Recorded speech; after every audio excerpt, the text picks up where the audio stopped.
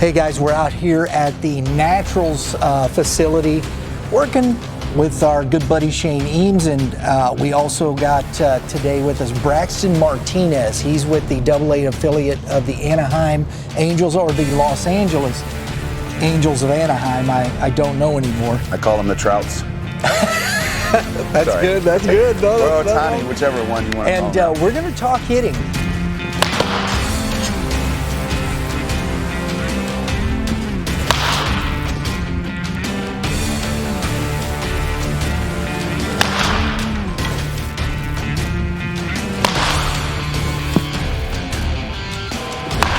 Oh, one more.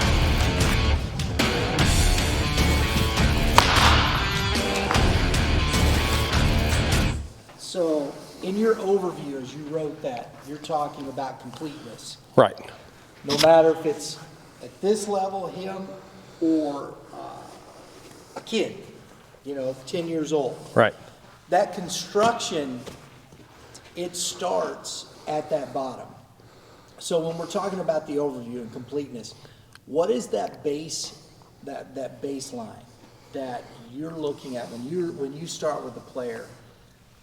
What is that language? What starts that process? Well, like I said, the process kind of, I've kind of adjusted some of that because I work more of the top up and then start working into the coil and the forward move, because probably the biggest obstacle for them to overcome is the relationship on how to turn the barrel and how it applies to what the knob does in the swing. The knob does go to the ball, but it goes up. So if the knob goes up, the barrel is turning, it's getting this way, but the finish is up.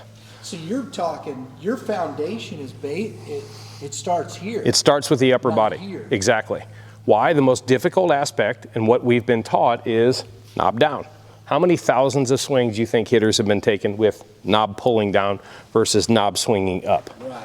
That's why, that's the biggest obstacle that in my opinion, to change. Once you can master the tilt and the hand pivot, then we move into the coil and then start working on the forward move.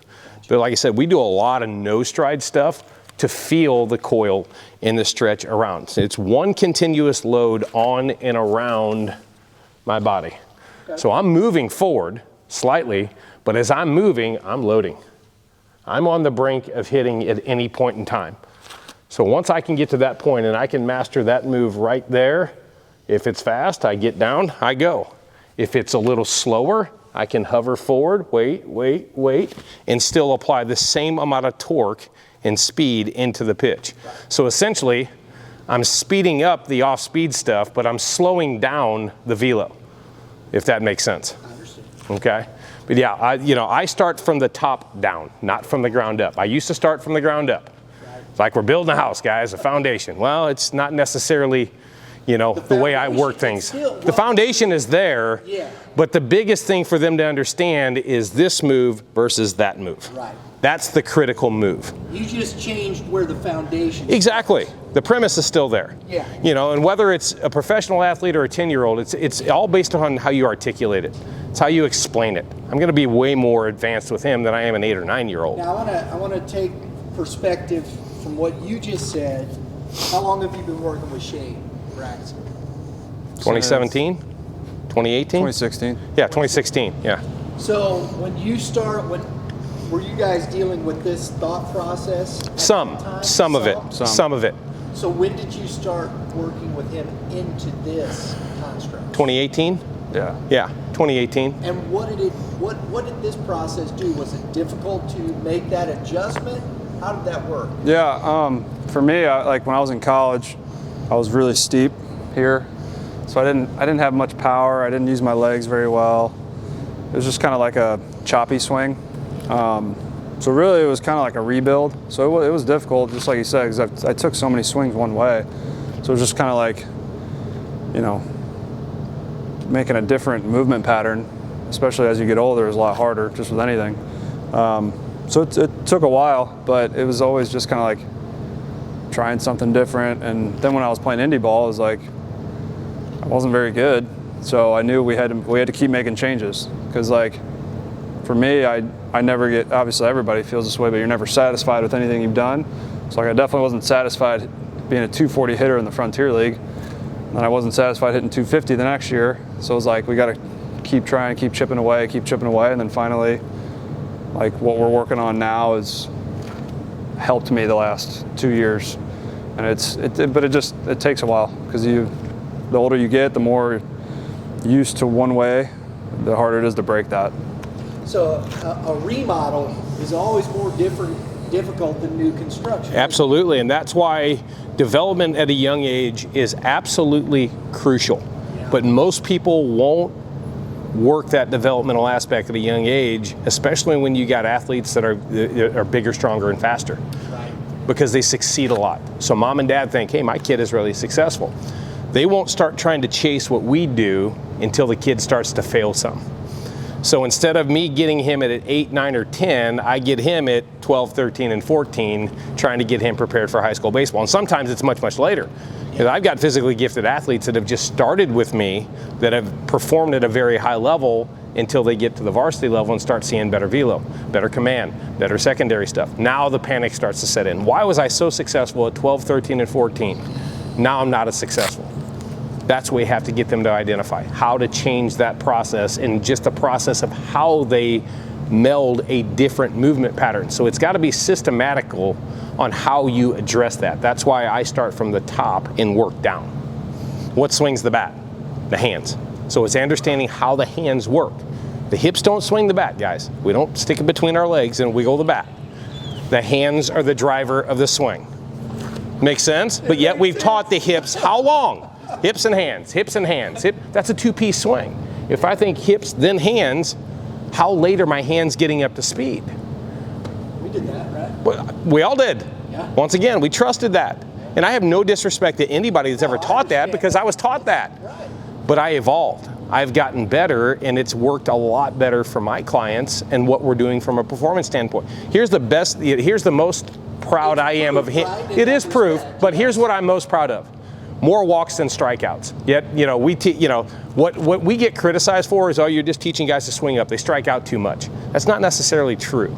This doesn't work for everybody immediately. It's a process of elimination. It's trial and error. That's why there's so many different drills that we go through, and not insanity. Just stick the ball in the tee and swing and hope for something best. It's not going to work that way. It goes back to that point that we're talking about when you're looking, high school, you had success, whatnot. In college, to the professional side, you start seeing, 240. Well, his first year of pro ball, he hit one home run. Right. Hit one home run. But then you're starting to look at that thought process that says, how am I getting better? Because I have to get better, or I have to get to this level to be able to stay at this level. And there's got to be a certain amount of patience involved with this too, when you're trying to change tens of thousands of swings you've taken a particular way. Right.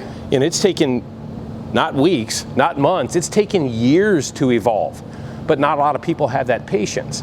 I'll get some guys that'll be real patient with a drill, and then some guys or girls that after 3 swings are like, I can't.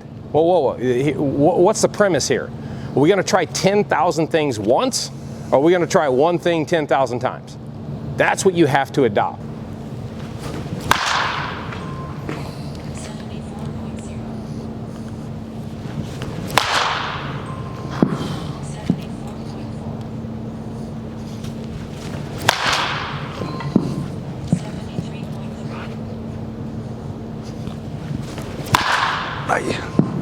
And the thing that differs from what he did is I threw him a fastball middle in, and he hit it through the middle. Right. Where a lot of people go, I should have pulled that ball. Why? No. We're 35, 40 feet away. Why do I think I have to pull that ball in a cage? They systematically feel that they've not been successful with that swing. He didn't even bat an eye. He took a fastball middle in and hit it through the middle of the field. He barreled it. He backspin it. That's a win. Where a lot of guys at a young age think they're failing. Well, when we're in this setting, there's no such thing as failure. You're learning. This is a lesson. But a lot of people prioritize performance in a cage. I don't prioritize performance in a cage. I prioritize performance on the field. When the lights go on and the crowd shows up, I want to perform then. This is just about construction. Absolutely. I love the fact that honestly, and I'm not talking just sitting here saying numbers. It's just we're watching this, and every swing, It's about consistency, the guys. same thing. And I think that to We're me, not chasing perfection. We're Right. chasing consistency. Yes, because then you have the pitcher changing speeds. Sure. You know, up, down, in, out. You're having to locate a pitch, and so you don't have time for your body to tell your body, hey, you have to do this. Right. This has to It be an organizes automatic itself. result. Because at the end of the day, what is hitting? It's timing. Right. What is pitcher's job? Disrupt that timing, location, speed, movement. So if I can consistently get to a point that I can time the ball up, as long as I hit that ball hard, I'm successful. I'm not going to hit every fastball middle in, pull side and hit it out. I'm going to hit it through the middle at times, but I'm going to hit it hard. And here's another aspect of this, and I think this is interesting because he pitched, and we talked a lot about this, pitched in the college level, is how are we constructing an out? Right. So if I've got a batter who I know that his swing is somewhat inconsistent, he's one way, this way, or whatnot, and I can see that, it's an easy thing to construct an out against that guy because I'm going to pepper his weakness Sure. to get him to roll over. And I just If I've got a consistent route to the ball, I don't care where the ball's at. I'm going to hit it hard. Right. I might not hit it exactly where it's pitched, but I'm going to hit it hard. You know, but people predicate success and failure based upon, well, I didn't pull that inside pitch. I hit it through the middle. Well, you hit it hard. So what are we failing at here? You're not failing. You're barreling balls up. And let me ask you, so that goes to that point. When you're looking at this and being consistent, when you're looking at what a pitcher does to you, does it matter as much with this swing as way maybe it did before?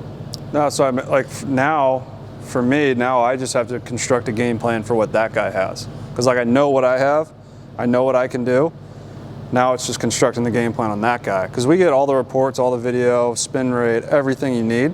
So if I got a sinker baller guy, I'm like, okay, that for me, like, and I got my heat map, like, I know I hammer balls at the bottom of the zone. So like for me, I'm like, okay, I'm hunting his best pitch. So we're going toe to toe here. Now if I got a guy who's spinning the shit out of it at the top of the zone, now I got to get him to make a mistake. I have to like focus on my game plan because for me, I don't hit, just from my heat maps, I don't handle, not a lot of guys do, hard fastballs at the top of the zone. So I'm not going to try to get him to throw it down in my zone. I'm going to try to meet him in the middle because the mistake's going to happen. Because if he wasn't making mistakes, we wouldn't be playing each other in A ball or double A. Like he'd be in the big leagues. So then it's just, I know where I'm looking zone wise and I know what my swing's going to do if I'm on time. I just now have a game plan for that guy on the mound and what he's going to do and what I can do.